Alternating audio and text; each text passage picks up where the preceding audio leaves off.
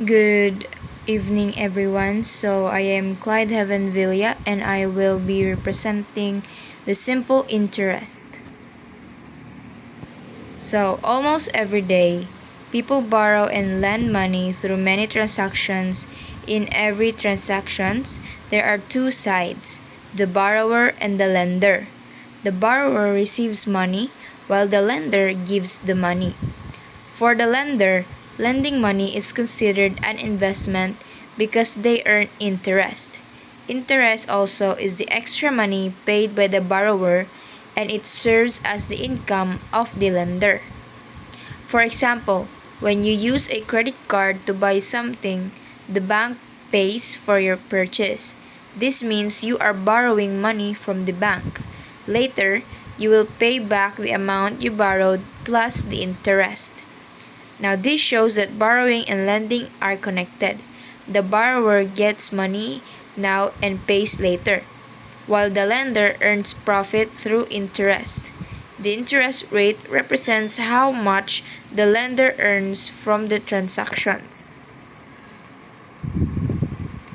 Borrowing and lending are very important in our daily lives and in the economy. Because of this, it is important for people to understand how to compute interest. The most common type of interest used in short-term loans is called the simple interest. Simple interest is calculated only on the original amount of money borrowed. Now, which is called the principal. So the principal, this is the original amount of a money borrowed. It is usually paid at the end of the loan period. Interest is the extra money paid by the borrower to the lender. It can be thought as a free rent for using the lender's money for a certain period of time. Now, the principal is the original amount borrowed, while the rate of interest is the percentage charged on the principal. This rate can be applied over different periods such as daily, weekly, monthly, or yearly. Now we will understand, or we will tackle about the different interest formula. So the following variables will be our mathematical treatment of a simple interest. So P is for principal amount of loan or investment. R also is the annual rate of simple interest. T is for time period or term of the loan or investment. I is the amount of interest paid or received, and F is the maturity value. Now these are the different types of simple interest formula that we will be using sa padulongay nga mga problems. Now, as you can see here, this is what we call the actual date, because in each year it represents each year nagpakita gibutan dire each year naa silay total dates or days nga naa ang mga months, ay each months pala dili each year. Inshallah. Now, to determine the time period of a loan, we need to count the number of days from the loan date to the due date. Now, the loan date is the starting day, while the due date. So, to determine the time period of a loan, we need to count the number of days from the loan date to the due date. The loan date is the starting day, while the due date, also called the maturity date, it is the ending day of the loan. Now, we count the days month by month using the number of days in each month. For example, January has 31 days, February has 28 days or 29 during a leap year, and the other months follow their usual number of days. Another method is to find the day of the year. When the loan starts, then add the number of days of the loan. The total will give us the due date. Now, as you can see here, that this is what you call the actual days that a month has. For example, January has 31 days, February has 28 days, March has 31, and so on. Now, this is what we call the actual day. Now, also dire, this is ang gipakita dire is sa isa ka year, January to December. This is all the total days a 1 year has. So, January 1 to December 31, which is the 365 days, which is 1 year na. So, on the way of determining due dates and the number of days between two dates, it's by using a table of days in a year, which is kani. In this method, we first identify the date when the loan starts and determine its corresponding days of the year. Next, we add the number of days of the loan to this value. The total will represent the day of the year when the loan becomes due. Now, this type of method makes it easier and faster to compute the due date compared to counting days month by month. So, by using this table daw, it is more easier and faster to compute the due date. Compare daw sa mag-ihap-ihap pa ka o pila ka adlaw bulan by bulan. Now, next. So, these are the steps in solving the number of days in a loan, which is kani. So, first, we must identify the number of days remaining in the first month by subtracting the loan date from the number of days in that month. Second, we write the number of days each month. Third, write the number of days in the last month, then add the days from the first month to the last month. So makasabot ra ta diri later on sa atong example. So, sunod na pod, diri is the time period T should be determined using the number of days involved. There are two ways of determining the time period. It may be approximate or actual time. So, kato kong gipakita ganina nga first table, that mao to atong gitawag nga actual time. Dayon, ang approximate time is mag-assume ta like approximate time uses 30 days in every month. So mag-assume ta nga imbes 31 days or unsa pa na pila pa nakadlaw sa isa ka bulan. So dapat sa approximate time mag-assume ra ta nga 30 days ra ang naadara in order pod para mas dali ta mag-compute sa due date. Now, while the actual time uses the exact number of days in every specific month as shown in table 7.1 para sa tong table nga akong gipakita ganina sa sugod. Now, this is the example. Okay, wait lang. This is the example of a actual time and the approximate time. So, as you can see here, nagitagaan tag example 1. So, example 1, find the actual time and approximate time from March 3 to 2020 to September 10, 2020. So, pangitaon daw na to ang actual time o ang approximate time starting sa March 3 padulong sa September 10. Now, since actual time and approximate time, magbutang ta dire actual time and approximate time. Og ang month nga nagsugod ta og ihap, which is sa March 3. So, if we think March 3 has 31 days ana nga bulan. So, April, May, June, July, August, they have their own pila ka days ang naa sila ha. So, April has 31 days, May has 31 days. April has 30 days, May has 31 days, and so on. While ang September 10 lang jud ato ang ibutang dira because it is given na sa problem. Now, nganong gi-subtract nato siya to 3? Because we started counting on March 3. Diba? Same lang sila og process sa approximate time. Ang nakalahi lang sa approximate time is that 30 lang tanan nga total of days each month. Because, again, approximate time, we uses 30 days in every month. Nag-assume ta nga 30 days lang ang naa sa isa ka bulan. Now, after nato ni subtract, i-add nato ning mga ingon ani. Dayon, this is the total. Sa actual time, we have 191 total, and approximate time, we have 187 of total. Now, sa akong gingon ganina, kani nga steps in solving the number, kay diri na to siya magamit.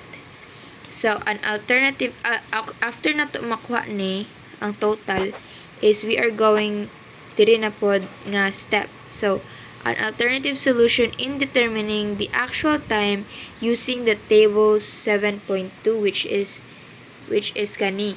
Diri ta magbase. Pero, given naman pod siya. So, ang September 10 daw, mao na siya ang ika 253 day sa isa ka year. Then, ang March 3, mao po na siya ang ika 62 day. So, ato ani silang i-minus, mahimo siya og 191, which is sakto ra. So, nakuha na nato ang approximate og ang actual time. So, you see, there are 191 days in actual time while 187 days in approximate time. Now, we have here the example 2. Now, find the actual and approximate time from November 18, 2019 to May 9, 2020. So, as you guys can see that lahi na ang years nila. So, since 2020 is a leap year, the month of February contains 29 days in the actual time. Basta daw leap year, kay mag-add daw ka og 1 day sa February. Because February, naa siya total of 28 days. So, mahimo siyang 29 if leap year. Mag-add ra po kag 1 if leap year. So, para sa gipakita dire, same process as before. Nagsugod ta sa November 18, 2019. So, November has 30 days.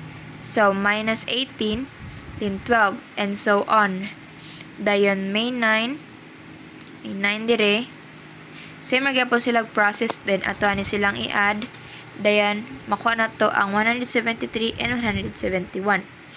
So, ang dire nga process sa ubos, the reason why, diba ganina, kung unsay given, maora pod ang naa dire.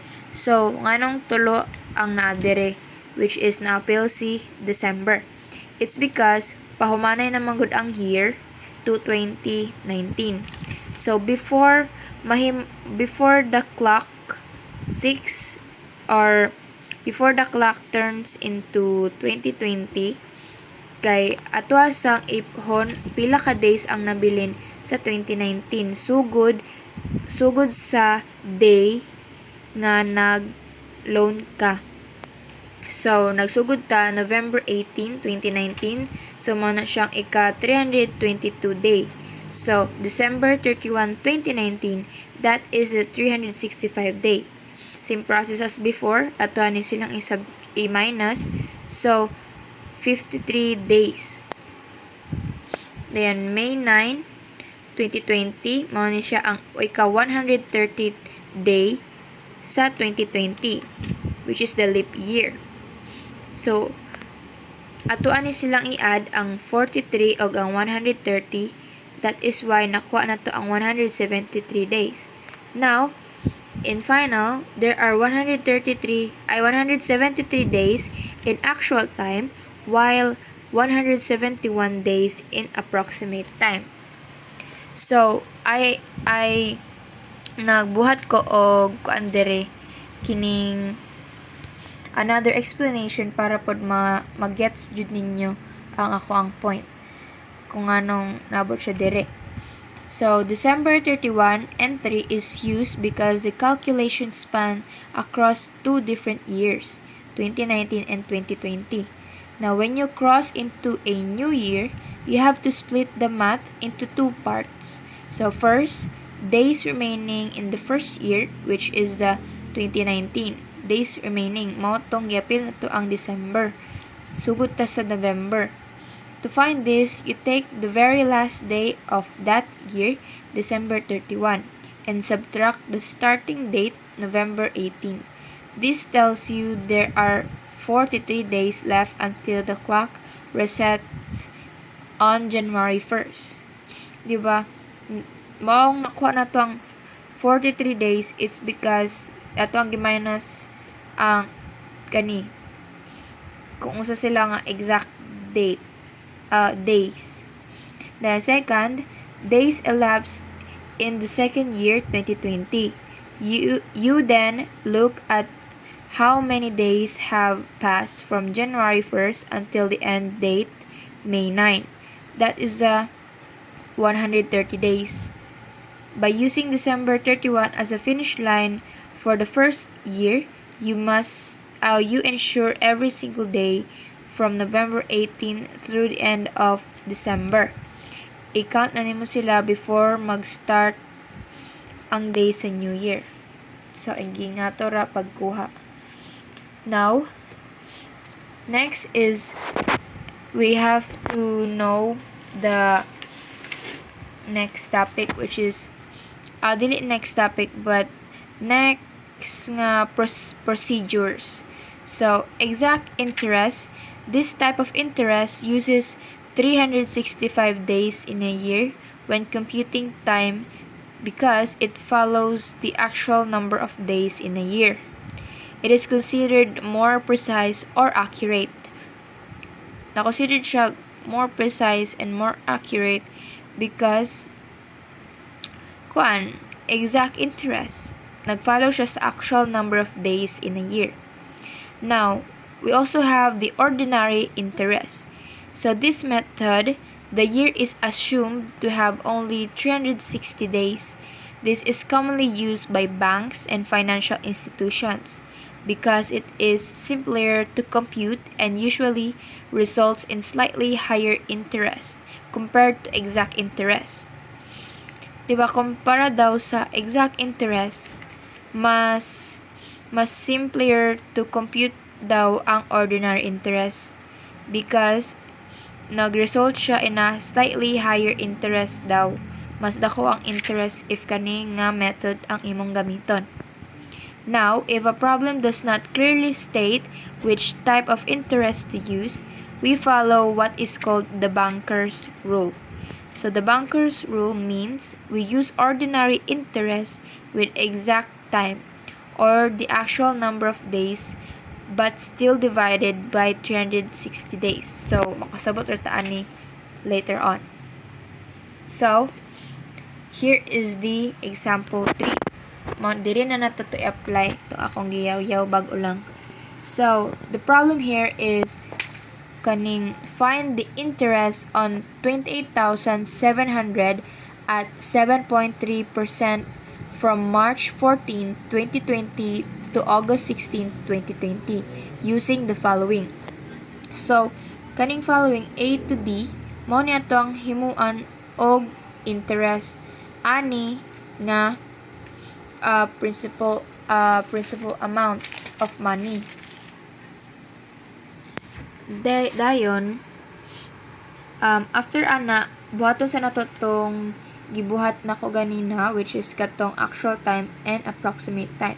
Same lang gihapon og same procedures gihapon kung pila ka days ibutang nimo tas imo ang i-minus kung usa ka nga day nag start dayon kani imo dayon silang i-add dili niha na ano lang na siya vlog na isbog lang na siya pero kaning sugod aning 30 diri sa 17 diri na sila diri gyapon dayon nakuha na in that procedure nakuha na to ang total sa actual time ug approximate time, which is sa actual time is we have 155 and sa approximate time we have 152.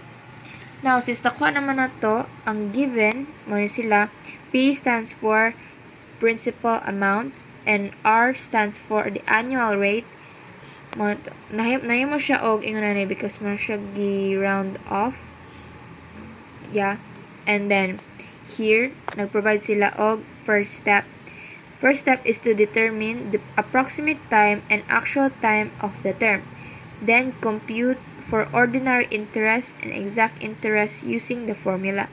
So since interest ang ato ang gipangita, we will be using this formula, which is the amount of interest,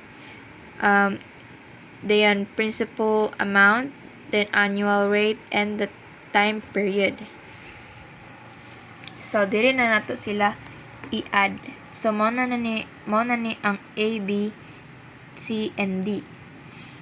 So as you can see, naaning 360. Dara ta nagamit sa banker's rule or the ordinary, katong gikuha na tong ordinary interest. Now, kaniman nga formula itong gigamit. So, P, ang P na to is 28,700 and the kuha na to, ang annual rate is 0.073. Now, kani sila, before naman sila buhaton, imo sa ni silang i-multiply. After naman i-multiply ning duha, kaning 155 na pod, imong i-multiply. Usa ka mag-divide aning 360, which is nakuha na nato ang interest nga 902.06.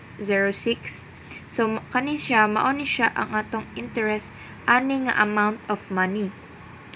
Dayon same lang sila og kani silang duha, same lang sila og procedures but different total of days. Pero same lang na sila, which is 884. Malagyan pa na siyang interest aning amount of money. So as you notice, we use this ordinary time aning A and B. Well, there is a C and D na gamit ta og exact days. So exact man. Ay, kita po dire ang ordinary interest and exact interest. So sa exact interest, same lang gyapon og procedures. Ang nagkalahi lang ana is kaning i-divide lang nato, which is ang 365. Pero same lang jud sila procedures.